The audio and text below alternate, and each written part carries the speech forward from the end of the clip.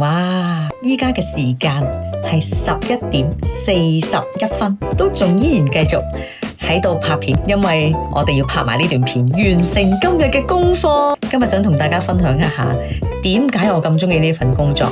因為曾經嘅我都相當之明白，每一日機械式嘅生活，返工放工，跟住等出糧，每日勞碌奔波，都係為生活，為一個家庭，壓力中度日咧，都經已係理所當然咁樣，日復日，夜復夜，生活相當之枯燥，人生咧好似唔知為咗啲咩咁。當我哋嘅人大咗咧，就會慢慢明白，如果我哋嘅人生咧冇一份係我哋熱愛嘅工作，生活就好似螻蟻一樣。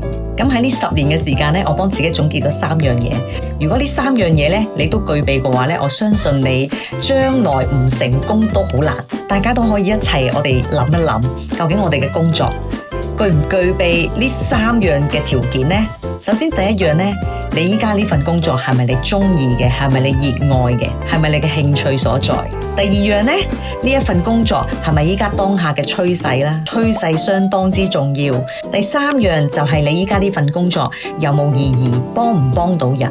當然你份工作係具備呢3個條件嘅話呢，其實你會因為熱愛而瘋狂，即使喺呢條路上邊咧充滿各種挑戰、各種困難，你都冇所謂。喺呢幾年嘅時間啦，每一次帶住我哋嘅團隊嘅戰友們一齊去突破我哋嘅樽頸位，令到每一個同學仔咧越變越靚，越嚟越自信，令到每一個人咧嚟到呢一度都越嚟越有價值。所以原來真正有意義嘅人生咧，唔係安穩地度日，而係不斷去挑戰自己，不斷去突破，持續不斷令到自己越嚟越更新更好嘅自己。因為安穩嘅日子咧，會令到我哋慢慢磨蝕咗我哋嘅鬥志，令到我哋永遠都停留喺我哋舒適圈入邊，唔敢去突破，唔敢去面對。所以當我哋擁抱挑戰嘅時間咧，你會發覺每一日都有新嘅驚喜，所以非常之開心，因為呢份工作塑造咗我新嘅眼界同埋格局，改變咗我成個生命嘅狀態。縱使過去幾辛苦都好，翻轉頭望嘅時間